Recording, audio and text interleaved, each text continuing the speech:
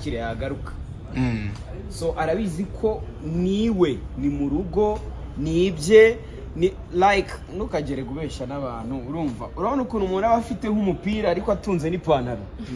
ni kwirere na The Trace Live bimeze biriya ni ibintu bye ni mu rugo ahubwo garuka mu rugo kandi impamvu oya buretse utaza kubihindura bro wavuze ngo garuke mu rugo noneho icyo ntago ari ikibazo ni itegeko ahubwo uzaza rya bibwira abanyarwanda iki cyumweru okay ikiganiro dufitanye tuzagikora asante sana bivuze ngo ku cyumweru dufitanye interview muri Sunday Trace Live na Saga bivuze ngo barabizi ni mu rugo cyo ni kimwe kibazo si iby'imishahara cyo twarakirenze ku cyumweru I'm back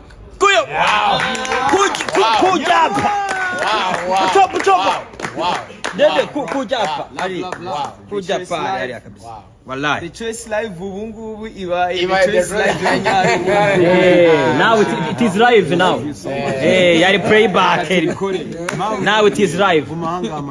impamvu wenda babivuze ndikumva agarukanga impamvu babivuze ntabwo ari ukwenda yishimye ngo ndikwa ko n'umuntu yishima agatanga inka snap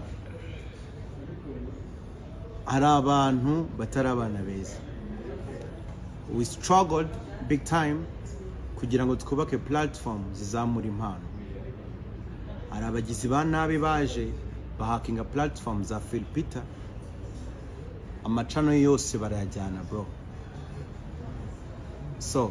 as my brother ndi hano kumusupportinga anytime bivuze ngo twarawenda mubwira ngo kura y'amaso ongera urwane wubaka indi platform in fact icyo kintu nari nyibagiwe Irene niwe muntu wanteye courage ndibuka ko nagiye nyine kumusura muri bya bihe yari yaragize ibyago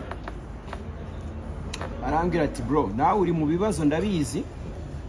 wabuze umuntu wawe wa hafi wabuze ibikorwa byawe n'iki ariko nkurikije ukuntu nkuzi you can do it tangira ibindi bishya iryo jambo ryaranyubatse and I was like birashoboka icyo cyizere nagikuye kuri we and then uyu munsi aravuze ngo reka nze twongere tubikore ntabwo wari uhari wowe nari mutoya